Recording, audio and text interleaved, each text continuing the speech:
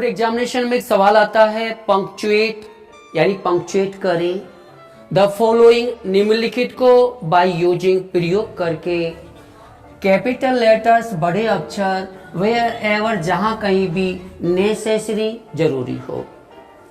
पहले तो ये बताना होगा कि पंक्चुएट करना किसे कहते हैं, कहां पर कॉमा लगना है, कहां पर फुल स्टॉप लगना है, कहां पर क्वेश्चन मार्क लगना है, कहां पर इन्वर्टेड कॉमा लगना है, कहां पर विस्मय सूचक चिन्ह लगना है। इन आदि चीजों को ध्यान रखते हुए सही करने को पंक्चुएट करना कहते हैं और इस प्रक्रिया को इंग्लिश में पंक्चुएशन कहा जाता है। अब यहां पंक्चुएट की बात करने की बात करते हैं तो पहले हम सेंटेंस को देखेंगे। सेंटेंस है द टीचर सेड, अध्यापक ने कहा, टू द बॉयज, लड़कों से, डू नॉट अब्यूज, गाली मत दो, एनीवन, किसी को। इसका मतलब द टीचर यहाँ एक वक्ता हो गया, अपनी बात कह रहा है। और जब सेड टू का प्रयोग है तो हमें डायरेक्ट स्पीच का वो प्रारूप याद आएगा जिसमें हम क्या लिखते हैं, सेड टू द बॉयज के बाद यहाँ कॉमा लगाते हैं। तो सबसे पहली गलती तो शुरू में ही है, क्योंकि आप लोग जानते हो किसी भी वाक्य का पहला अक्षर बड़ा होता है, कैपिटल होता है। इसलिए जो दी है इसका पहला अक्षर टी बड़ा लिखिएगा, द हो गया। इसके बाद टीचर, इसके बाद शेड, यहां तक कोई दिक्कत नहीं है।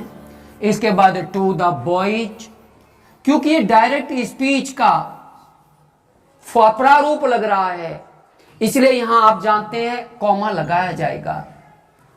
और अगर किसी वक्ता की बात को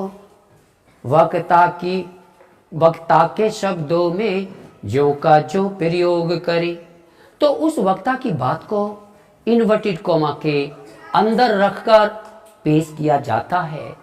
तो टीचर ने कहा, क्या कहा कि डू नॉट अब्यूज, गाली मत दो। तो इसकी जो टीचर की कही हुई बात है, वक्ता की कही हुई बात है कि डू नॉट अब्यूज एनीवन, और वक्ता की कही गई बात को इन्वर्टेड कॉमा में रखा जाता है।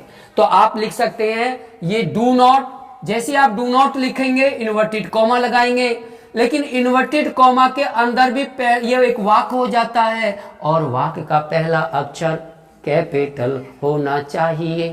तो इसलिए हम यहां पर डी बड़ा लिखेंगे, डू, इसके बाद नॉट, इसके बाद अब्यूज यानी गाली मत दो, एनीवन, किसी व्यक्ति को, एनीवन, इसके बाद फुल स्टॉप, और यहाँ पर वक्ता की कही गई बात को पूरा कर दिया गया है इसलिए ये इन्वर्टेड कॉमा में रखा जाएगा। इस तरीके से हमने इसे पंक्चुएट कर दिया। तो बच्चों आपने देखा कि किसी सेंटेंस में कहाँ कॉमा लगेगा, कहाँ अर्ध विराम लगेगा, कहाँ विराम लगेगा, कहाँ प्रश्नवाचक चिन्ह लगेगा, कहाँ विस्मय सूचक चिन्ह लगेगा, कहाँ इन्वर्टेड कॉमा लगेगा, आदि आदि चीजों को सही तरीके से प्रयोग करने को ही पंक्चुएट कहा जाता है। और इस प्रक्रिया को इंग्लिश में पंक्चुएशन कहा जाता है।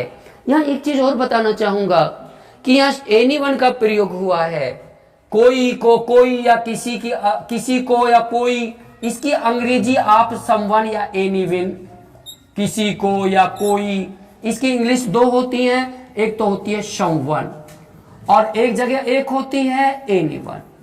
यहां भी एक सवाल पैदा होता है, मुझे याद आ गया, मैं बताता चलूं कि एनीवन कहां प्रयोग करें और समवन कहां प्रयोग करें।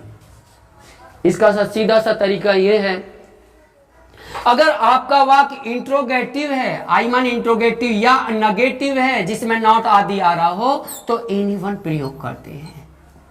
और अगर वाक्य ना तो इंट्रोगेटिव सेंटेंस है ना नेगेटिव सेंटेंस है तब कोई या किसी को की इंग्लिश आप समवन प्रयोग करिएगा। ये भी छोटी छोटी चीजें बहुत महत्व रखती हैं। तो आपने देखा डू नॉट, नॉट का प्रयोग हुआ, नेगेटिव सेंटेंस है, ये आपको एनीवन यूज किया।